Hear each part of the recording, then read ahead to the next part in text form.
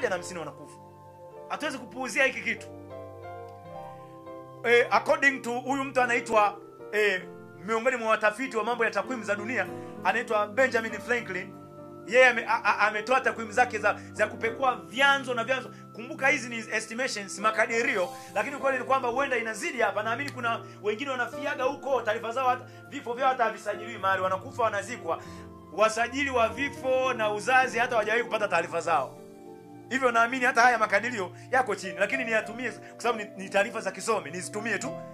Benjamin Franklin anasema watu 108 duniani, watu 108 kila dakika moja, yani zile sekunde 60 pap sekunde 60 dakika moja, every single minute kuna wanadamu 108 wanakata roho, wanakufa toka kwenye hivyo vyanzo nilivyo outline. Kwa hiyo tunakuja kuona kumbe hapa kifo ni kitu halisi sana,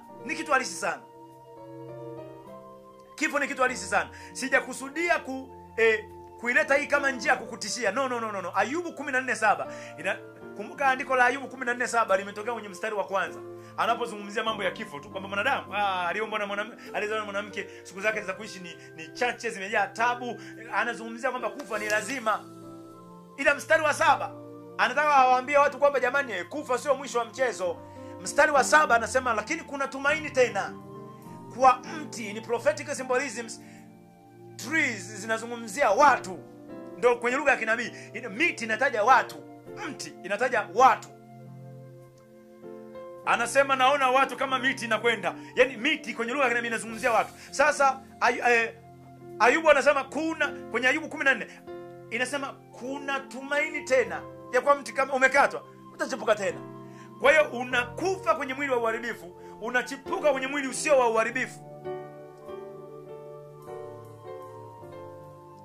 Mungu akubariki sana, maana kwa kupitia neno hili Mungu anakwenda kuyafungua maisha ya mtu mmoja anayenisikiliza.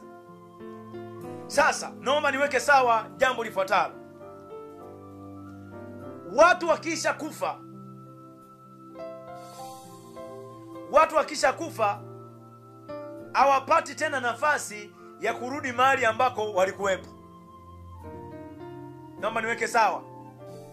Kwenye Biblia sehemu ya kwanza kuona kisa cha roho kutoka ni kwenye Mwanzo 35 mstari wa 17 na wa 18. Nitasoma. Inasema ikawa alipokuwa anashikwa sana na utungu, huyu ni Raheli, alipokuwa anashikwa sana na utungu Kiswahili cha kimvita kikimaanisha uchungu au labor pain.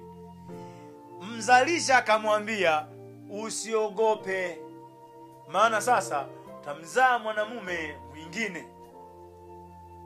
Ikawa hapo katika kutoa roho yake anasema maana alikufa. Hiyo kuna katika kutoa roho yake mkato, wenye Biblia mtafuatilia, anasema maana alikufa mkato, akamuita jina lake Benon, lakini babaye alimuita Benjamin Kiswahili. Sasa kisa cha kufa kwa Raheli, wakati Raheli ni miongoni mwa alijifungua mtoto wake wakiwa safarini njiani, alijifungua na kufa. Lakini alipata nafasi ya kumwona, akamzalishaji yule midwife akamwambia jipe moyo hapa, unajifungua mtoto mwanaume, ameona, akatoa na jina, huyu ataitwa Benon. Kwa sababu ya ule aina ya uchungu anaopata. Lakini baba yake akambadilisha jina, akamwita jina Benjamin. Sasa inasema katika kutoa roho yake. Katika kutoa roho yake. Naomba niweke sawa hapo jambo moja la msingi sana. Roho ya mwanadamu, nimesema roho ya mwanadamu ndio mtu halisi. Roho ya mwanadamu inaweza ikatoka au ikatolewa. Yote mawili kibiblia ni sawa. Kuna watu wametengeneza mafundisho yanapungua mezani mengi sana, mpaka watu wanaweza kaita kuna malaika mtoa roho, Israeli malaika mtoa roho na mambo kama hayo. Kuna mambo mengi hapo nyuma, muda wetu hatatosha kuyachambua yote. Lakini roho ya mwanadamu inaweza ikatoka au ikatolewa. Yote mawili ni sahihi. Utaona Yesu Kristo alipokwisha kupaza sauti yake, he yielded up his spirit, akatoa roho yake. Ndivyo neno linavyosema. neno linavyosema kwenye Mathayo sura ya 27, kwenye Luka sura ya 23 utakutana na habari hizo. Sasa Luka sura ya 23 na 24. Sasa kumbe roho ya mwanadamu inaweza ikatoka au ikatolewa. Lakini siri ambayo Mungu maana neno la Mungu ni ufunuo, hapa tunafundisha sababu ya ufunuo. Roho ya mwanadamu inaweza ikatoka yenyewe. Roho ya mwanadamu inaweza ikatoka kama imeona haiwezi kuutumia huo mwili tena. Mwanadamu ni roho. Kibali chake cha kufanya mambo yake duniani ni uwepo wa huu mwili huu. Tunauhitaji mwili huu. Tunaulisha chakula wenye systems. Tunauhitaji mwili huu. Huu mwili unaipa roho uhalali wa kuendelea kuoperate hapa, kufanya kazi duniani. Kwa nini nimetia mkazo mkubwa sana wa kuzungumzia kuhusu magonjwa? Magonjwa ya wanadamu, mimi si daktari, lakini mengi yanakaa kwenye body, kwenye systems za mwili. Magonjwa yakihusisha systems za mwili yanataka kukuguarantee at any time kama yataendelea kukaa kadumu, yanaweza kukondoa. Mwanadamu mwili wake una mfumo wa chakula. Kuna magonjwa yanakuja kuja kuleta shida kwenye mfumo wako wa chakula. Peristalsis system. Kuna mfumo wa hewa, respiratory system. Kuna mfumo wa damu, mambo ya blood circulation na vitu gani. Kuna mfumo wa fahamu na mishipa ya fahamu, nervous system. Mwili umeondwa na hiyo mifumo, una systems, body systems. Magonjwa yanakuja na ataki. Mtu anasema ana shida ya figo, kuna mfumo wake fulani katika mifumo, labda mifumo labda ya excretion, mifumo ya utoaji taka mwili. Hiyo mifumo ina organs zake. Yakija ana attack hivyo vitu, vikiwa vina shida, mtu anasema ana shida kwenye ini, alifariki kwa shida ya ini. Ndio maana nimezungumza kuhusu magonjwa, ujue kwamba hata ini limepata shida. Iwe ulipata shida kwa sababu ya uzembe, uwe ulipata shida kwa sababu ya tabia ya kutumia vilevi vikali, iwe umepata shida uliwekewa sumu, bado hata hizo organs zikiwa zina shida, Mungu ana uwezo wa kuziponya zikawa tena mpya. Nama ni ngozi yake iliyoharibiwa kwa ukoma ilirejezwa tena kama ngozi ya mtoto mchanga. Ndicho kinazungumzwa kwenye kitabu cha Ayubu sura 33. Eliwa anatoa lecture nzito kwa Ayubu kwamba huyu pamoja na mangozi yako na majipu unajikuna kwa vigae, akiwepo mwombezi, akiwepo mkalimani, utasoma Ayubu 33:19 mpaka 26. Anasema akiwepo mkalimani, ataposema mzuieni huyu asishuke kaburini, ndipo huyo ngozi ya huyu mtu ambaye imeharibiwa kabisa itarudi tena kwa kama ya mtoto mchanga. Ini lililoharibiwa kwa vilevi, ini lililoharibiwa kwa sumu sijui na vitu gani, figo zisizofanya kazi, Mungu anao uwezo wa kuzifanya zikawa mpya tena. Kwa hiyo weka imani yako kwa Mungu, usimame hapo mpaka ipone. Kama unakaa na shida ya hizo, ni kwamba wazi utaondoka navyo. Yaani wewe umeambiwa kwamba una shida ya mapafu, una shida ya figo, una shida si kwenye nini, una shida, ukienda kukaa nazo ni wazi zitakuondoa. Weka imani kwa Mungu, hakikisha inatoka. Nimeweka mkazo mkubwa hapo sana kwa sababu ndipo Mungu ananipa kutia mkazo kwa watu wa Mungu wa nyakati hizi. Kwa hiyo mwili ukiona hauwezi kuitumia roho tena, roho inaondoka. Roho ikiona haiwezi kutumia tena mwili, roho inatoka. Roho inaweza katoka au ikatolewa. Biblia inasema hapa, na akiwa katika kutoa roho yake Raheli. Biblia inasema kwenye kitabu tena cha Luka, kitabu cha Mathayo 27, kisha kupaza sauti yake Yesu akasalimu kuitoa, akaitoa roho yake. Mtu ambaye yupo kwenye ajali, alafu gari imepita juu yake imemkanyaga, roho haitahusika na yale maumivu ya mwili kukanyagwa, kusagwa na gari. Niliona video moja tu kwenye simu ninayo, mdada mmoja ameangukiwa na container ya mzigo. Sio alipita karibu na lori la mizigo, container imemshukia, amebanwa hivi nusu ya mwili. Unajua, pamoja na maumivu yale, na kulia, Watanzania zangu mniokoe, mfanyaje, yale maumivu yale hayahusishi roho. Yale maumivu yanautocha mwili, roho ikigundua mwili siwezi kutumia tena, roho inaondoka. Mtu ambaye ameliwa na simba, maumivu ya kuliwa na simba, analaluliwa, anafanyaje? Yale maumivu hayaigusi roho. Roho haihusiani na maumivu yale. Yale ni yameukuta mwili, anasikia maumivu. Sababu za kusikia maumivu ni sababu tu za kitabibu. Yaani unaweza kupewa maelezo ya kibiolojia kwa nini mtu ana feel pain. Na ukweli ni kwamba mtu ana feel pain kwa sababu ya taarifa. Kunakuwa na nerve impulses zinatafsiriwa na ubongo, zinarudisha taarifa kwamba hapo ni kwamba unaumizwa hapo. Mtu akichomwa sindano, maumivu hayasababishwi na ile sindano. Maumivu ni ubongo ndio unaamua kutafsiri kwamba pale ninaumizwa. Ubongo ukiwa kama kutakuwa hakuna shida, ndio maana mtu aliye paralyze, sehemu ile paralyze anaweza asisense kitu. Ubongo hauna connection hapo. Kwa hiyo ubongo ndio unatafsiri hapo umegusa moto, toa. Kwa hiyo mtu anayekufa mwili huu unahusika na hayo maumivu, lakini sio roho yake. Iwe ni kifo cha kuzama majini, cha kuungua moto, cha kuanguka na helikopta, you name it, chochote kile akitaihusisha roho. Ndio maana somo letu la umilele Mungu anaita mkazo mkubwa, kwa sababu mwili huu una gia yake, utaondoka hapa, lakini ile roho yako ina thamani kubwa sana. Ndio maana Mungu amekuletea somo hili ili akusaidie, Sasa kuna kesi ninaiacha kwa sasa, taifundisha kwenye somo langu la kuhusiana ufunuo juu ya mwili. Huko ndo tutachambua kwa kina sana. Lakini kwa sababu mwanadamu ni roho, wako wanadamu wachawi tu, wako wachawi wenye teknolojia ya kuiacha miili yao wakaondoka roho zao kwenda kufanya mambo mengine huko. Akiwa mwili, mkienda kumtafuta chumbani kwake mnakuta mwili bado upo, lakini roho ameondoka kwa roho yake. Wapo wanafanya hivyo. Nilipata hizo simulizi.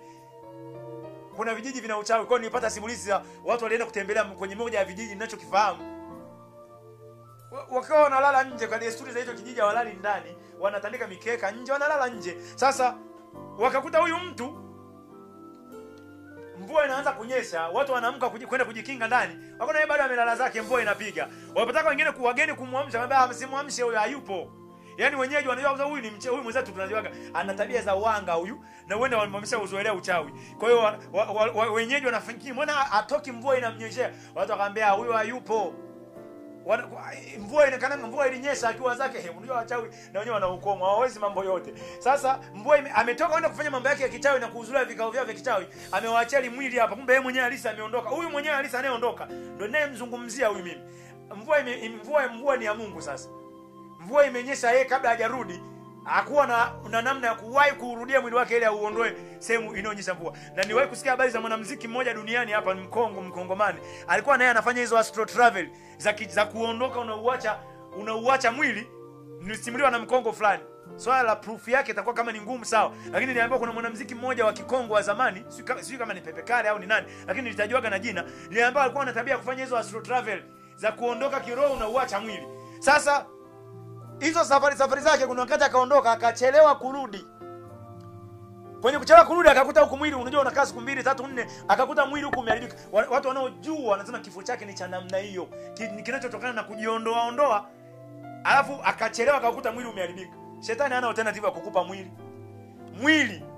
Mwili mwenye uwezo wa kukupa mwili huu ni Yesu peke yake. Yesu ni muumbaji. All things were done by him, were created by him and for him. All things in him hold together. Ni Yesu tu.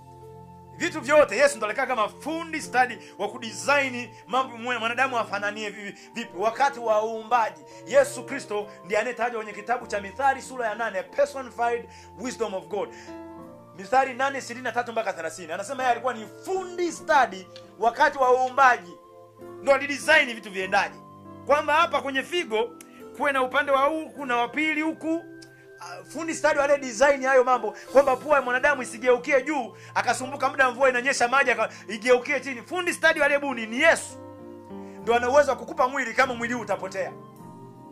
Kwenye Biblia kuna visa kama visa viwili vya kufufuka.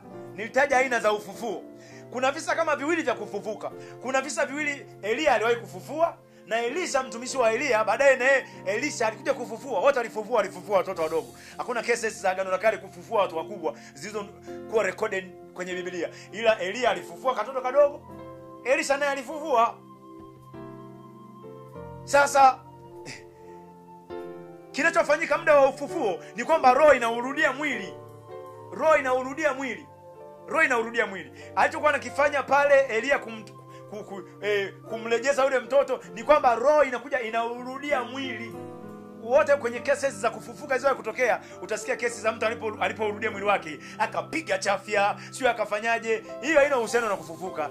Ni kama tu activation. Yani mimi kwa ufahamu wangu wa Roho Mtakatifu ni kama tu kuactivate systems za mwili, maana mtu anakuwa amekufa. Yesu ana akili, Yesu ana akili kuliko madaktari wote wa duniani. Hakuhitaji afanye medical doctor, asome medicine pale Muhimbili ili ajue huyu aliyefufuka anapaswa apewe uji. Yesu ana akili hizo tayari. Anajua kila kitu. Alimfufua pale binti Yairo akaamuru mpeni chakula. Maana mwili umekata, roho pale wameshakaa naye, mpeni chakula.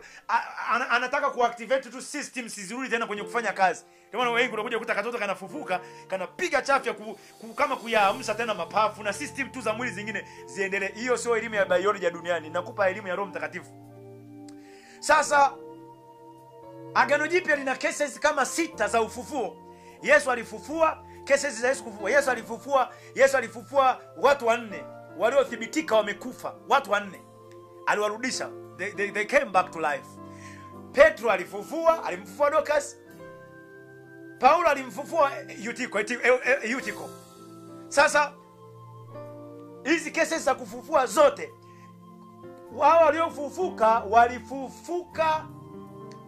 walifufuka kwa kupitia miili yao ile ile.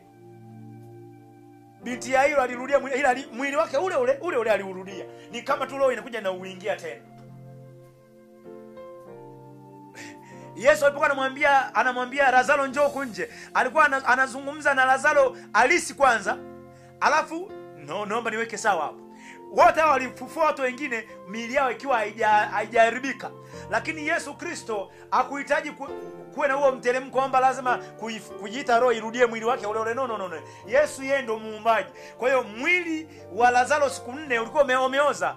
Watu wa biolojia wanajua huwezi kuweka mwili kwenye pango huko kuna joto kali, uweke huko mwili siku 4, alafu bado mwili uwe kama ulivyo umezungushiwa masanda, umeswekwa ndani kwenye makaburi yakuwa na chimba miamba huko wameweka kwenye mwamba, joto kali kwenye caves. Alafu siku ya 4 mwili ubaki. Mwili ulikuwa umekwisha kuoza. Next step baada ya kifo kwenye mwili pasipo roho, mwili unaanza kudecompose. Nina siri ndefu sana mambo ya kifo, ila niliyafupisha kwa sababu niende tu kwenye kile ambacho kiini cha somo. Lakini decomposition itatokea hata ufanywe nini. Kuna wanadamu hapa duniani kama mtawala wa Misri Farao yule Farao walifanya bidii kubwa, wanamtunza kwa madawa mengi wanamwekea. Lakini angalia picha za kila ule wakati wa makumbusho wanapotoa mwili. Kama mwili kapo kamesinya, wanajitahidi kufanya vitu madawa mengi ya kusababisha usiozo wanauka. Lakini bado tu mwanadamu ni mwanadamu. Ule mwili wa udongo hauna namna. Gharama na budget ni nyingi. Hata mwili wa Mao Zedong wa China. Mao Zedong kama ni Korea ni Japani, sina kumbukumbu zake vizuri. Lakini Mao Zedong pamoja na umashuhuri wake na kuutunza mwili, wanajitahidi kuweka bajeti kubwa ya kuutunza. Bado yule mwenyewe halisi sio yule mwili wapo nao wanautunza kwa bajeti kubwa ya serikali. Yeye mwenyewe halisi aliondoka. Kwa hiyo Yesu alimfanyia Lazaro, alimpa Lazaro mwili mwingine kabisa, na roho ikauingia mwili mwingine, Lazaro akatoka. Hiyo kazi anaifanya Yesu. Yesu anaweza kila kitu. Hakuna mwanadamu, ni Yesu. Yesu anaweza kila kitu. Kwenye haya mambo ya maisha ya baada ya duniani hapa, usalama ni kuwa na Yesu tu. Nitakwenda kukupa hivyo visa sasa hivi. Sasa ninaenda kukupa shuhuda za watu ambao walipata clinical death. Unajua unaweza ukawa auamini shuhuda za kina Moses Kulola kwamba nilitoka hivi, mwili nikauvua kama koti, nikanyanyuka nikajikuta nimemwona Bwana, nimemwona Yesu kwenye kiti cha enzi. Hizo unaweza usiziamini kwa sababu unaweza kuwa sio wa dini yako, unaweza kuwa sio wa dhehebu lako. Nikikupa shuhuda za kina Nyisaki Chaula za mtu kuanguka na kujikuta ametokezea mbinguni, ametokezea kuzimu, Nyisaki Chaula wa Mbeya, Uyole Mbeya, unaweza usiziamini sana, na mimi wala sina mpango kuletea shuhuda hizo. Unaweza usiamini sana shuhuda za kina Domitila za kumwona Yesu, kuona Domitila anasema aliona mpaka mbinguni kuna eneo alikuta watoto wadogo ambao mimba zao zilikuwa aborted, aliona hapo mikono imebanana wanamlilia Mungu saa ya hukumu ifike. Maana wale walioharibu mimba yao kwa kuwatoa wamefanya kule kwenye ulimwengu wa milele wana mikono iliyoshikamana. Anasema aliwaona hapo hivyo wakimlilia Mungu muda wa hukumu ifike, maana wanashindwa kumsifu Mungu vizuri. Cases hizo sitaki kuzileta sasa hivi, wala sitaki kuleta cases za Allen Zangozi yule wa kwenye kile kitabu cha saa 48 kuzimu, isiyo kazima amini hizi siziamini. Na kuletea shuhuda ambazo hazihitaji kujua wewe ni wa dini gani, kwa sababu Mungu aliamua kufanya watu wa tabia ya asili kabisa waweze kujua. Sasa usikose session itakayofuata. Tunaishia hapa kwa sasa. Usikose session itakayofuata, kwa sababu utaenda kuona kwa kina shuhuda za watu ambao wana vyeti kabisa vya kifo. Mungu aliwapa kurudi tena. Tutaenda kuzungumza na hawa watu hawajaojiwa kanisani, waliojiwa kwenye kituo cha Marekani ABC News.